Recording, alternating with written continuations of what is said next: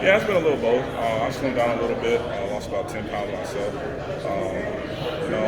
I was fine with how I played and the weight I played in, but definitely felt like I'm about like 255, 260 right now.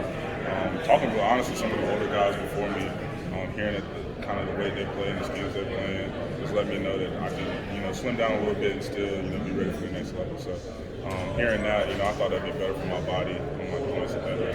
Do you know where XP is right now? I have no idea. I know one-on-ones, pass rush, getting to the quarterback, not only getting to him but bringing him down has been crazy. And then when this spring, how do you feel like especially? It's been a great improvement. It's definitely been a point of emphasis. Adding Coach Eason, to the mix this year. He's given us a deeper layer, appreciation for rushing the passer, bringing his NFL knowledge, to our room, and it's allowed us, for some schematically, advancements in what we're trying to do this year. So really, just more attention to detail more than anything, and definitely a bigger emphasis for sure. What makes Miles Murphy so freakish? That's what Coach Hall said yesterday. Yeah, and about 80% of it is God-given, but there's a lot of people who have God-given talent who can't capitalize on it. And so, number one, it's a big testament to how he was raised in order to capitalize on what was given to him and say that's not enough. I still want to be better. So I'd say it's God-given, it's his mindset, and it's just his drive. He wants to just be the best version of himself, and for himself, that's one of the best players in the country, and it's definitely helped us as a team. Where is he taking the biggest leap from last season? I'd say, in my eyes, basically for Miles, probably just growing as a leader. Being a younger guy, he's still only going into his third year. It's like, all right, I know I belong, on the field. It's like, where can I grow now? I think he's honestly grown as a leader as well. Doesn't talk as much. I feel like I talk enough for the whole team. But he's going to do it. He's going to do it the right way and lead by example. And that's been very promising to see.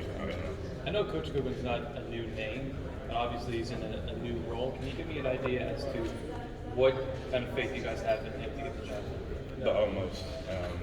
And that's being mine. I mean, he's been with us since I've been here. He's been drawing up the cards. He's been making the plays. He's been, with Coach D in the whole process every week since I've been here. So the IQ and knowing how to break down teams, putting us in the right position to be successful, we have no doubts about that. Really, it was just getting to know, Big West. That's really the only thing is, he had been in a position where he was behind the scenes, and not a lot of us got to know him from him. And I think, this past 6 months, ever since he's gotten the job, that's been the best part is just getting to know him as a person, how he wants to run this defense, and how he can help us be successful. And everything up to this point has been amazing. All the other coaches yesterday were talking about the IQ, but from your perspective, give us an idea what that looks like. His IQ, the know-how to do things. Yeah, I'd say from my perspective, it's just the ability to put players in position to be successful. He's going to do a great job of, finding our strengths and letting us, emphasize those in the scheme that he puts in. So I think that's the best thing is being able to see what we do best and allowing us to display that as a defense. You talked earlier today about appreciating winning more. You got to go into that more. What last year taught you and the team? Yeah, we as a team, we dance, we have awards. There's so many things we do after we catch a win, right? But even as a fan base, as players, I think one of the biggest challenges is when you win so many times, how do you continue to appreciate it, right? And that's really all it's saying is that's the lesson, the biggest lesson. Everybody's like, what's the lesson you got from last season? Is to really genuinely appreciate winning. Because as much as everybody wants to say, we're supposed to run through this league every year, that's not the case. We know that we play great competitors every year, and it was a challenge, to win that as many ACC championships in a row. That wasn't given to us. And that's just something we were reminded of this last year. It's just, hey, it's hard to win at any level, especially this one. And every time we do, we got to appreciate it. Ryan along the defensive line? What stands out in playing alongside him? What makes him such a Other than the fact that when he stands beside me, I can't see anything. It's his drive. There's no doubt about it. I mean, he wants to be the best version of himself. Like Miles, just an amazing physical specimen as a player. Been dominating offensive linemen probably since he was 5 years old. But he's been a great guy, just trying to, like Miles, he's grown as a leader as well, and that's been cool to see these younger guys who, outside looking in, they've been given the world as far as, their props and their dues. They haven't stopped, they're not satisfied. He's not satisfied. And that's been cool to see, especially, fighting back from his injury he had last season. That's a different challenge.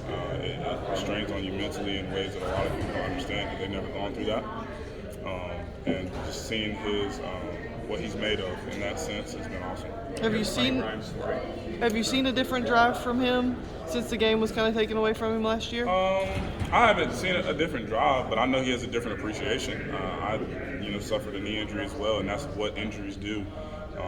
It's appreciation for the practices, appreciation for the nutrition, for the ability to just stand up out of this chair and walk off this stage. Like you sometimes have to be humbled and reminded of those things.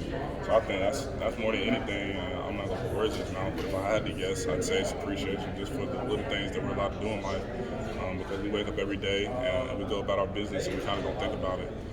So I know he probably has that. You mentioned your parents upstairs. Can you give like an example or two of how your mom was instrumental and your dad, but maybe kind of what that looked like? You talked about their push on your education, but kind of how did that play out? Yeah, the great duo of the Henry parents, they are doing great. It was, if you had to paint it black and white, Dad was definitely helping me with the sports, and Mom was on the books. But they were on the same page. If my books weren't right, then I wouldn't be talking to Dad as much, and vice versa. So it was easy though. Mom just kind of set that standard for what excellence was in our family, and we just had to be there. And it was just that simple. But I'm grateful for what she's done because it's placed me here today in front of you guys, and been able to achieve a lot of great things in my past, especially academically. So.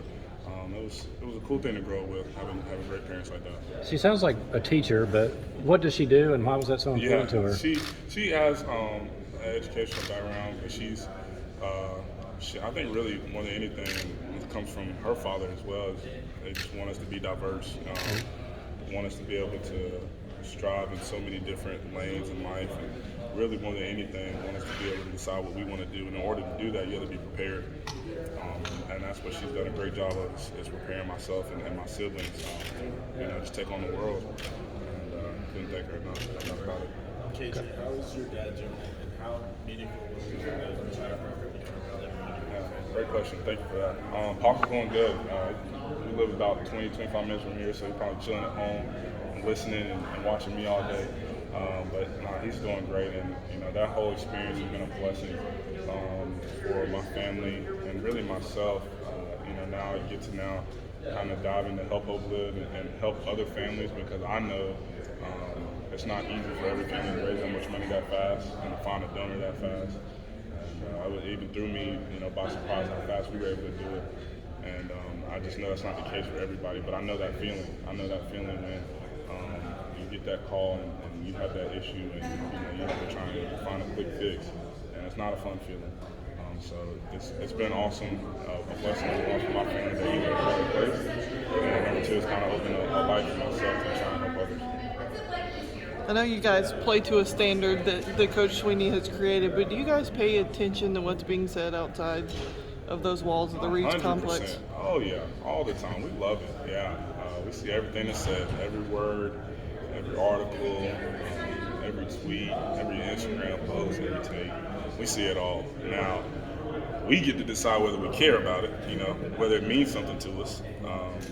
But we see it all. There's no doubt about it.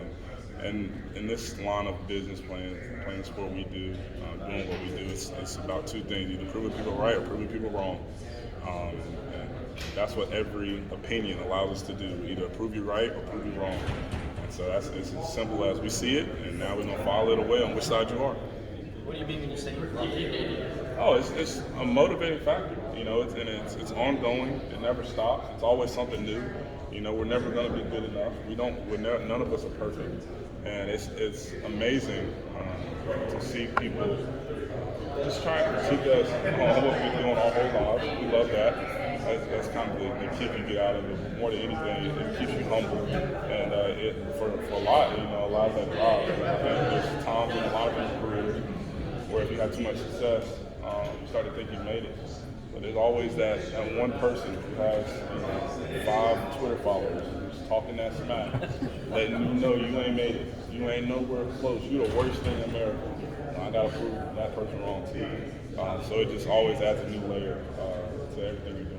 So KJ, how did more for the guy who's only got 5 followers as opposed to the sports writer that's got 30,000? I mean, I don't know. You just can't respond to it publicly, but you see it. And like I said, we see it. So it's always fuel to the fire, no doubt about it. KJ, how did DJ handle that along those same lines? He had more criticism than anybody. I think DJ, I've learned so much from my teammates, but DJ is one of the top guys I've learned from this year.